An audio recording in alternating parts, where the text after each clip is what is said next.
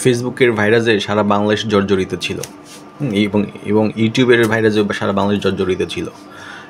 মানে একটা হাইপ চলতেছে যে ফেসবুকে ভিডিও ছাড়লেই হচ্ছে আপনি রাতারাতি লক্ষ লক্ষ টাকা ইনকাম করে ফেলবেন, বাড়ি গাড়ি করে ফেলবেন।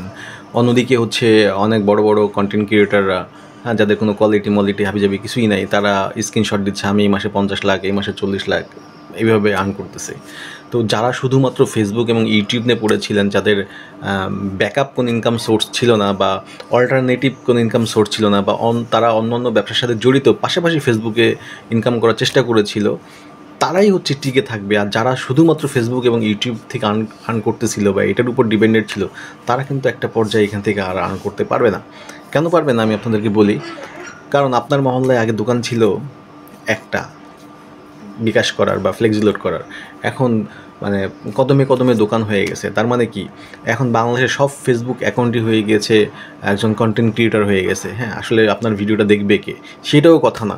কথা হচ্ছে যে ফেসবুক যেই হারে আপনার মানুষকে টাকা দিয়েছে, এটা ওদের একটা প্রমোশন ছিল, মানে তাদের বিজনেসটাকে বড় করার জন্য, মানুষের কাছে পৌঁছানোর জন্য তারা এইভাবে টাকা বিনিয়োগ করছে। এখন কিন্তু তারা বিনিয়োগটা উঠাই ফেলছে, যার ফলে আগে 1 মিলিয়ন ভিউ হইলে এবং এটা সিপিএম যদি ভালো থাকতো তাহলে প্রায় $60 থেকে $70 আর্ন করা যেত।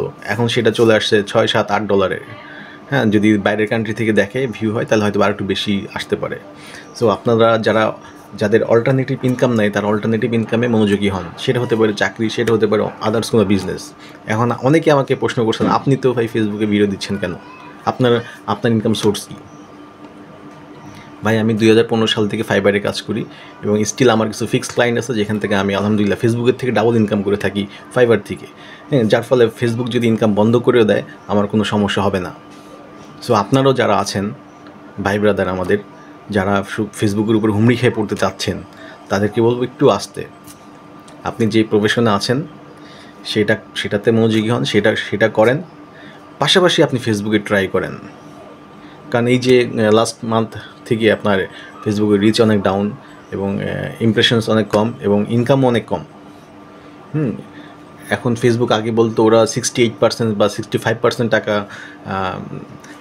যারা কন্টেন্ট ক্রিয়েটর তাদেরকে দিত এবং বাকিটা ও প্রফিট করতো। মানে যখন আমরা কোনো বুস্ট করি, সেই বুস্টের টাকাটাই 65% টাকা মানুষকে দিত, আর বাকি 30% বা যেটা থাকে সেটা ফেসবুক নিত। কিন্তু এইবার যে ওরা ইনকাম কমাই দিল, এটার ফলে আমার ভিতরে একটা কনফিউশন তৈরি হয়েছে। ওরা আসলে মানুষকে যেটা বলে 65% বা 68%, এটা ভোগাস। আমার যেমন হয় ওরা 20% বা 10% দেয়, বাকি 90% টাকা ওরা খেয়ে ফেলে। সেম গুগল, ইউটিউবও একই। তো ইউটিউবের ইনকামটা এখনও স্টেবল মানে আছে, এরা এখনও রিস্ট্রি সেগুলো কমায় নাই। ইউটিউবের ফ্যাক্টরটা হচ্ছে কিওয়ার্ড। যদি আপনার ভিডিওর কোয়ালিটি ভালো হয় এবং কিওয়ার্ড র্যাঙ্ক করে, তাহলে রাতারাতি আপনি অনেক ভিউ পাবেন এবং অনেক ইনকাম হবে। হ্যাঁ, সো সবাইকে ধন্যবাদ। আপনাদের যে ইনকামের সোর্স, ব্যাকআপ সোর্স যেন ঠিক থাকে। ব্যাকআপ সোর্স বন্ধ করে ফেসবুকের উপরে হুমড়ি খেয়ে পড়বেন না, তাহলে কিন্তু মানে সব কিছুই হারাবেন। যতটা সহজ ছিল ফেসবুক, ইউটিউব, ঠিক ততটাই কঠিন হয়ে গেল।